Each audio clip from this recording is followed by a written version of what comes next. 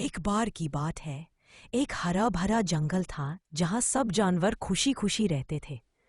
उन्हीं में एक खरगोश था, तेज, चंचल और हमेशा फख्र करता रहता था अपनी दौड़ पर। वहीं एक कछुआ भी रहता था, धीरे चलने वाला लेकिन बहुत मेहनती और समझदार। एक दिन खरगोश ने सब जानवरों के सामने कछुए का मजाक उड़ाया।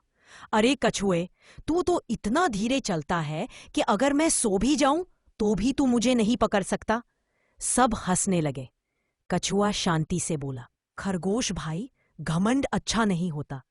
चाहो तो हम दोनों दौड़ लगा लेते हैं। खरगोश हंसकर बोला, दौड़? तू और मैं? ठीक है, मैं मान गया। सब जानवर उत्साह से एक लाइन खींच देते हैं। दौड़ वहीं से शुरू होने वाली थी।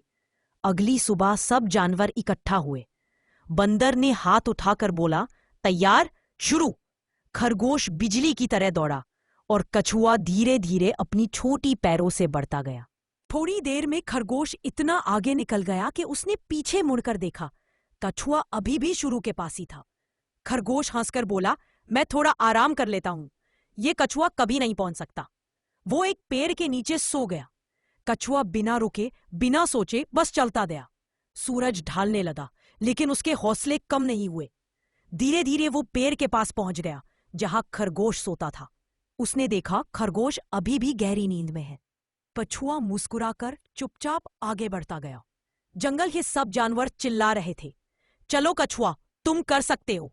जब खरगोश की आंख खुली, उसने देखा कछुआ फिनिश लाइन के पास पहुंच गया है। वो तुरंत दौड़ा, लेकिन तब तक देर हो चुकी थी। कछुआ पहले पहुंच चुका था।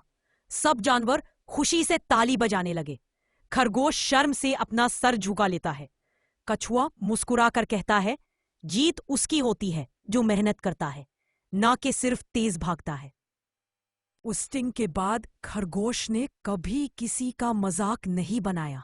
दोनों अच्छे दोस्त बन गए और सबको सीख मिली कि घमंड और आलस हमेशा हार दिलाता है, लेकिन मेहनत और सब्र हमेशा जीत देते हैं। मॉरल ऑफ द स्टोरी, धीरे चलने वाला भी जीत सकता है अगर उसके पास लगन और मेहनत हो।